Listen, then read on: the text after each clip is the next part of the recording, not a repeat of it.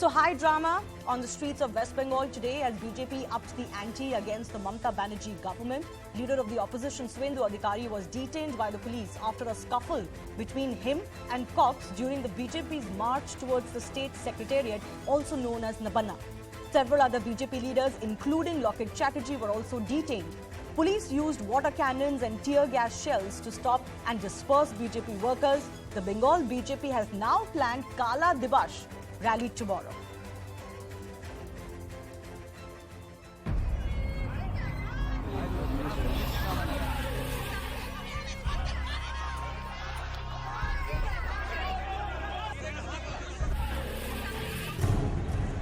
Clashes, lathi charge, stone pelting, tear gas shells, water cannons, and even crude bombs. Every form of force was used to clamp down on BJP's Nabanna Cholo march. Angry BJP workers came face to face with the police and mayhem unfolded. Major, tussle right now going on between the two sides. Obviously, as far as the security personnel is concerned, it shields up because these stones and bricks are being thrown, frequently from the other side.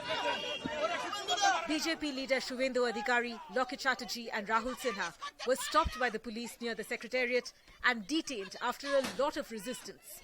আপনি তো arrest declare করেছেন আপনি তো আমার গায়ে হাত দিয়েছিলেন আর দেবে না যা করেছে ঠিক আছে আমি ইনস্ট্রাকশন দিলাম আপনার সামনে কেন ও গায়ে হাত দিবে কেন আমার In Howrah, the crackdown was most brutal. Protesting BJP workers were manhandled by the police. The BJP has accused the Mamata Banerjee government of trying to forcibly stop a democratic protest.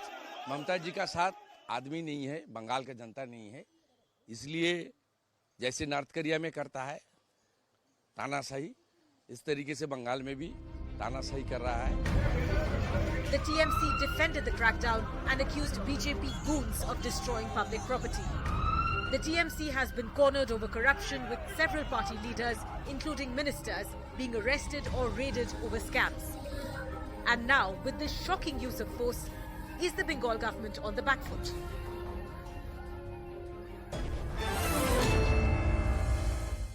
Let me go across to Bharti Ghosh, who's a BJP national spokesperson, joining us today. Anirban Banerjee is a political analyst.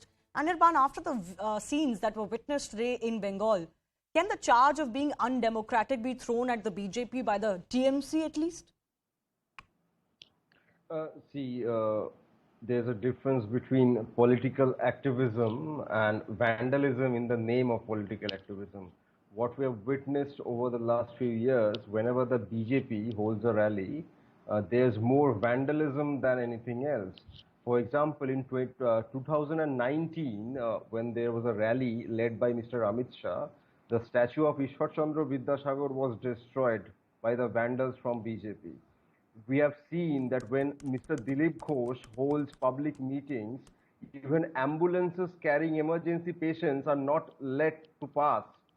And in 2022, this day, today, 2022, we have seen that the BJP vandals have set a police vehicle on fire in a heavily populated area where had the vehicle exploded, innocent civilians would have lost their lives. You want me to say that the police should not act against these kind of vandalism? But there is a point that is coming in, Anirban, that if the BJP delegation or the protesters would have been allowed in a more controlled fashion to carry out their protest march, then none of this situation would have arisen. What was the need to curb it so much in the first place?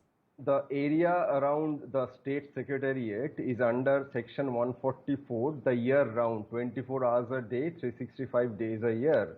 Therefore, the police has right out said that we are not granting you permission to march to Nabanna. Therefore, you have to modify your route or cancel this plan. The BJP did not change their plans, and the police cannot allow these vandals to seize the state secretariat by force. This is, but what sense does it make to have the state secretariat have section 144 all year round? That in itself sounds a little odd, right? No, absolutely not. That means that you are stopping any political opposition or even the public from doing any demonstrations there.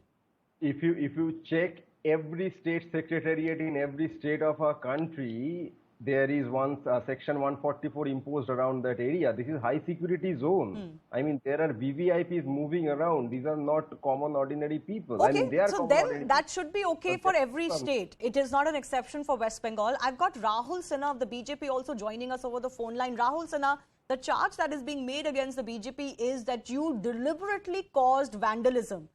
आपने जान के सड़कों पे आज ये सारा तमाशा किया जिसमें बहुत वायलेंस हुआ, वैंडलिज्म भी हुआ, ये बीजेपी के ऊपर एक्यूजेशन है। देखिए, कुछ दिन पहले इस नवान्न अभियान सीपीएम ने किए थे।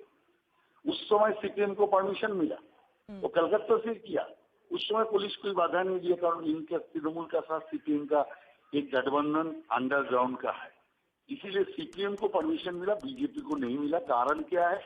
उसका डर हो गया। जो बीजेपी ने ऐसा स्थिति पश्चिम बंगाल में जनता में जागरूकता ला दिया, उसका डर से तृणमूल कांग्रेस ने और तृणमूल कांग्रेस सरकार ने ऐसा किया।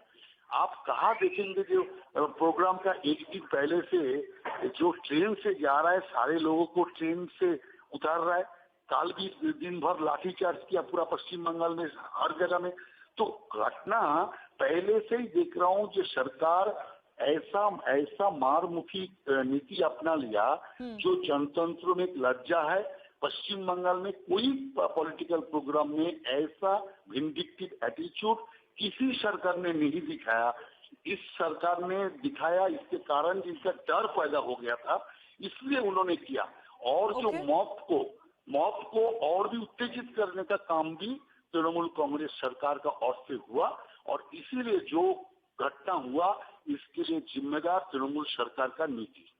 आपका नेक्स्ट प्लान ऑफ एक्शन क्या है? आप हाईकोर्ट भी गए हो, हाईकोर्ट ने रिपोर्ट मांगी है सितंबर 19 तक, और आपने कल भी काला दिवस अनाउंस किया है। आपका नेक्स्ट स्टेप क्या है? क्या इसी तरह से लड़ाई होती रहेगी? In fact let me take that question to Bharati Ghosh of the BJP who is also joining us. Bharati Ghosh, what's going to be your next step?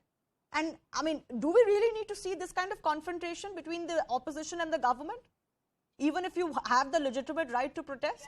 आपका next step क्या है? इसी तरह से लड़ाई होती रहेगी? In fact, let me take that question to Bharti Ghosh of the BJP who is also joining us. Bharti Ghosh, what's going to be your next step? And I mean, do we really need to see this kind of confrontation between the opposition and the government, even if you have the legitimate right to protest?